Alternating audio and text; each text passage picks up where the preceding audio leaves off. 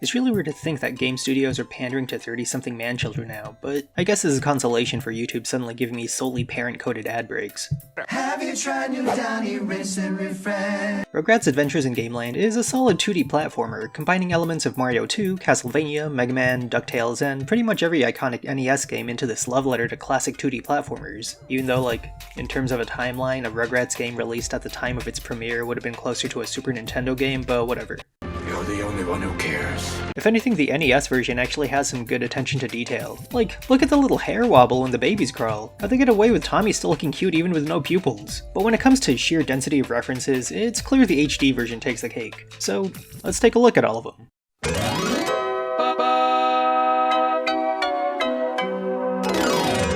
I'm gonna go through these in order of least to most obscure, so if you want to get to those deeper cuts, skip to this timestamp. Alright, basic baby stuff first. As we all know, the babies being able to throw blocks great distances in-game is an obvious reference to a fan-favorite episode in the Dreamtime, where in the finale, Tommy saves Chucky from getting mauled by a dog by chucking a stick a distance of like 5 football fields at... Rugrats was one of those first 3 Nicktoons to air on the channel, alongside Doug and Ren and Stimpy on August 11, 1991. While the cast would slowly grow across its 14-year, 10-season run, Season 1's main cast consisted of Tommy the leader, Chucky his scaredy-cat best friend, the twins Phil and Lil, Tommy's older cousin/bully Angelica, and the baby's parents. Susie, allied to the babies and rival of sorts to Angelica, was introduced in Season 2, making a quick cameo in the game's opening cutscene, but sadly isn't available as a playable character. Next time, baby. The living room intro stage in its entirety is a reference to the original opening sequence that played from seasons 1 to 7, from the vacuum, the cat robot, that's never introduced in the series proper by the way, Grandpa sleeping in the lazy boy, all the way to the end of the stage where it ends on Stu and Dee Dee opening the front door. Subsequent stages are similarly themed, around a jungle, desert, robot/ice factory, attic, and dreamscape. These are more references to NES games than to Rugrats itself, but are still fun and welcome additions that lay the foundation for what this game can be. The deeper cuts begin with a boss lineup. Each boss is a reference to earlier existing characters. The jungle stage ends with Thorg, a giant purple gorilla serving as the Rugrats world's King Kong to Reptar's Godzilla, unless King Krong has something to say about that. I saw this movie, King Krong, where they got rid of a monster by pushing him off the Empire State Building. He's first seen in the Season 2 episode Toy Palace, where Tommy and Chucky stay overnight in a toy store. He later makes another appearance in Season 3's Chucky is Rich as one of Chucky's maximalist lifestyle toys. What do you want to do? Thorg hungry! Thorg want to eat! The desert stage's boss is Big Boy, the nightmare brother Angelica dreams up of when she thinks her mom is pregnant with another kid. Side note, I always thought the ending where Charlotte tells Angelica that she isn't pregnant after all was the show saying she got a miscarriage and not just that the test was a false negative. Leave a comment for what f***ed up misread of a children's show you swear by. In the ice/factory stage, you're met with the Dummy Bears, and while these Care Bear parodies aren't necessarily villains, Angelica did use them as her creepy flying henchmen in the Season 3 episode and Power Rangers parody Mega Diaper Babies. They first appeared in the same episode as Reptar back in Season 1, and are particularly fleshed out in episodes like Dummy Bear Dinner Disaster. My daddy says your show is the biggest gravy train in town. I beg your pardon? The dream stage boss is Mr. Tippy from the Season 1 episode Weaning Tommy, where after his parents try to wean Tommy off his bottle, he has a dream about Mr. Tippy. Hey, Tommy! But, Now, Tommy, it's time to use me now! He's cornered into a cliffside where Mr. Tippy tries to pressure him into drinking. Creepy. Only to be saved by this really borrowed version of Tommy's bottle. Dude would have fit in perfectly with Powdered Toast Man and Really Really Big Man. At the end of the attic stage, you fight Boppo, another character that's not quite evil in the grander scope of the Rugrats lore, though considering how Chucky freaks out when he realizes he's a clown, I guess that counts as a heel turn moment of sorts. a clown? He's a clown? He appeared in the Season 3 episode Give and Take as one of Tommy's dad's inventions. An interesting detail in his Gameland counterpart is that Boppo appears without his arms, which have detached and act as a secondary attack of sorts during his boss fight. It should have worked in his eyes flashing red at random times while they were at it. The final boss after you find enough Reptar coins to unlock that stage is Angelica. A fitting enough character for the game's final boss, but what's interesting is everything else surrounding her. The Desk and Reptar statues are directly lifted from her appearance as Boss Angelica in the Season 2 episode What the Big People Do.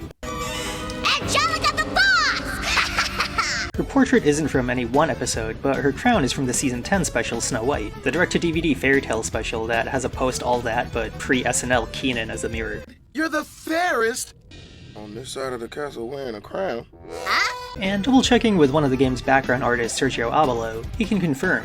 For the painting, I looked for references that I could fit the idea that I had in mind, and I found a movie or a special episode, I don't quite remember, where she plays the part of an evil queen.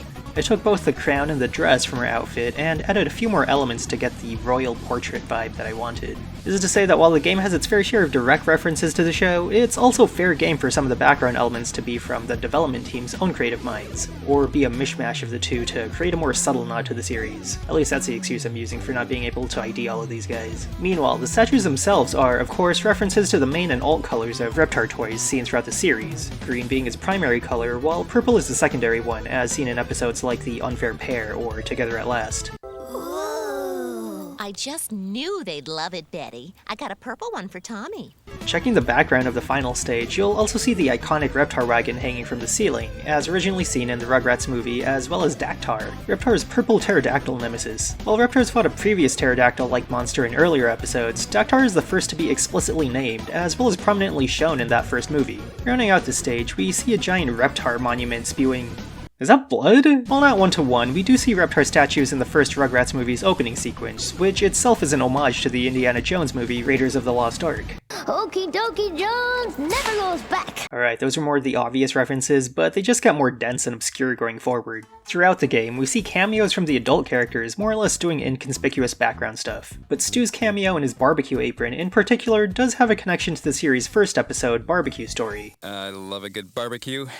The jungle and desert stages have wind-up crickets and spiders, and while I couldn't find direct references to them in the series, their mechanical design suggests they're one of Stu's many inventions, a running theme for most of the level enemies. Where we can get more specific are the red birds, the macaws, being direct references to the talking macaw in the Season 2 episode, The Case of the Missing Rugrat, where Tommy gets straight up abducted by these crusty-looking old ladies. Not to be confused with the Season 1 episode where Tommy gets abducted by these crusty-looking old guys that think he's the son of... Oh. Dear Ronald Thump. The Snake Hose enemies don't seem to have a direct series analog, but the Season 3 episode Farewell My Friend does end with a gang coming across a hose that's also similarly mistaken for a snake. That episode's also one of the few to end with an extended dialogue between the characters instead of the standard opening theme playing over the credits. No, I think not. Yes, come on. No. Yes, no. The sand snakes in the desert, besides being another Mario 2 reference, are also actually sand slugs, as one appears in the Season 4 episode Heatwave, written by Sabu. Hello, baby. I am Sabu. The desert level in general has a big Egypt theme, a likely reference to Season 3's Passover episode. Wow, an ancient Egyptian reptile bar. The ice/factory stage takes a lot of its inspiration from Season 2's Ice Cream Mountain, including not just the titular mountain itself, but the giant gingerbread men with the weird hitboxes. What makes the stage stranger, though, are two things. First are the purple hopping teddy bears, which aren't actually enemies in the series, but Chucky's toy bear, Wawa, first appearing in the second Rugrats movie, Rugrats in Paris. Your Bobby made it for you. What's more obscure, however, is this random burrito monster in the background of the stage. Not to call out a show from the 90s for having 90s sensibilities, but the show was really... white. Down to its food preferences. And I just could not for the life of me remember this guy from any episodes. So I took to Reddit, where the absolute savior consumer of tunes came in clutch by noticing its face as a direct reference to Angelica's creepy face in The Legend of Satchmo. Satchmo, the trumpet player? No, the monster. The attic levels probably have the more easily identifiable enemies of the game, the clown robots being Mr. Fiend, and the Castlevania Medusa heads being Cynthia. The deeper cuts to stage include the Dummy Bear tape player from Season 4's Angelica Knows Best, and these dolls, which honestly look pretty generic when in reality they're from Season 1's Stew Maker Elves. The episode has Tommy and Chucky inadvertently fixing Stu's doll making machine, which for some reason had been assembling dolls in the wrong order. I could definitely see these being an enemy if the Rugrats game was a Souls-like. Hit me up, Nickelodeon, I got ideas.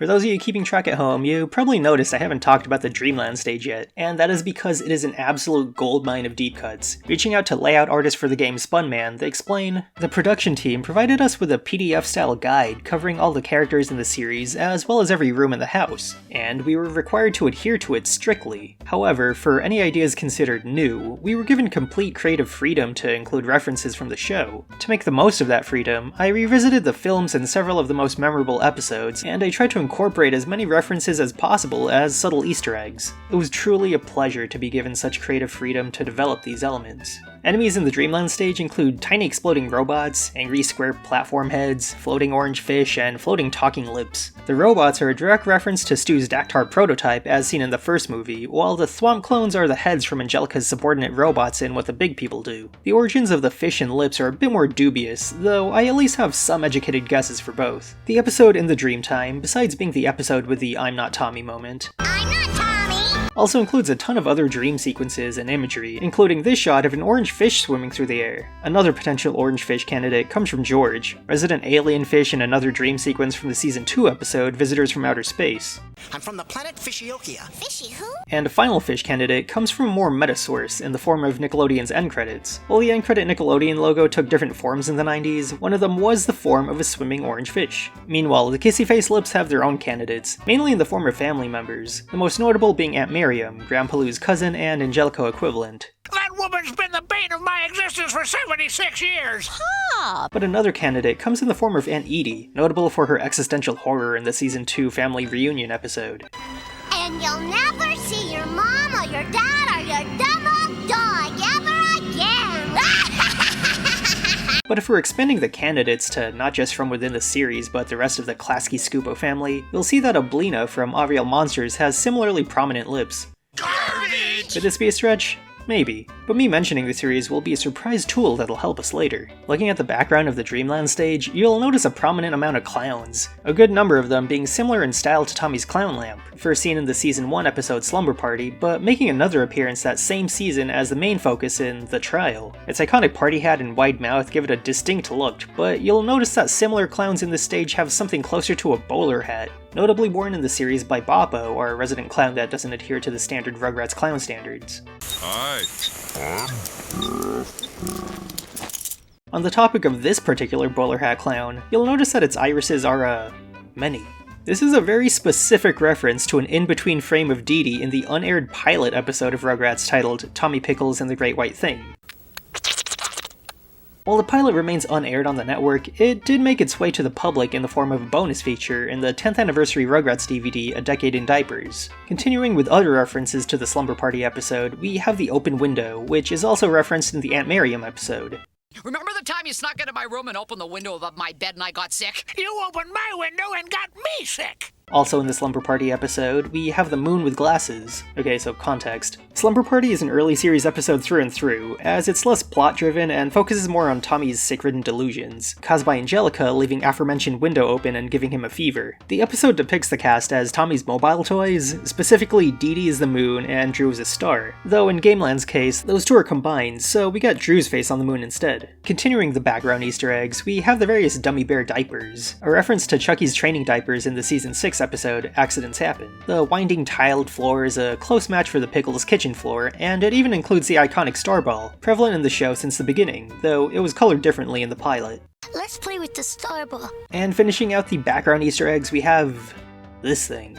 Alongside the burrito monster in the factory stage, this was another detail that was clearly specific enough to be a reference, yet was pulling up absolute blanks in my mind palace. At first I was thinking it was in the show as an alien of some sort, but checking every major alien and space episode, it just wasn't showing up. Then I thought it was a monster from some kind of nightmare episode, but every monster episode from the classic era also came up with no matches. Skimming dream episodes on the Rugrats wiki, which I was so certain would be my saving grace, and I still couldn't find this thing! Finally, I decided to trust my gut. It wasn't any of the aliens, it wasn't any of the monsters. If this creature were to be in anything, I knew it had to be in one of those dream episodes. Rugrats wiki be damned. And lo and behold, actually going back to the Season 3 episode in the Dreamtime, and...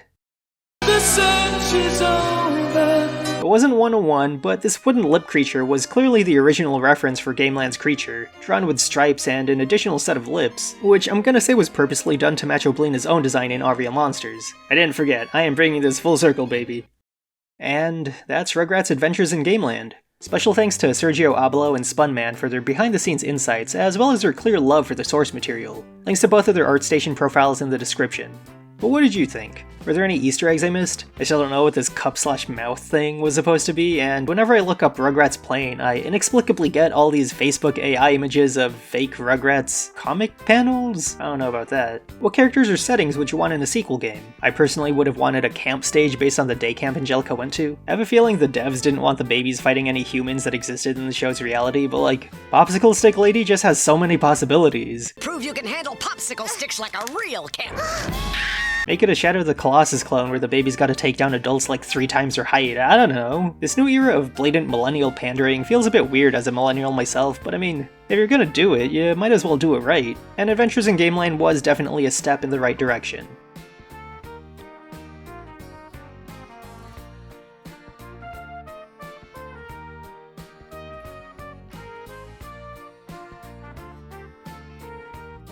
Dude just eats it, I can't get over this.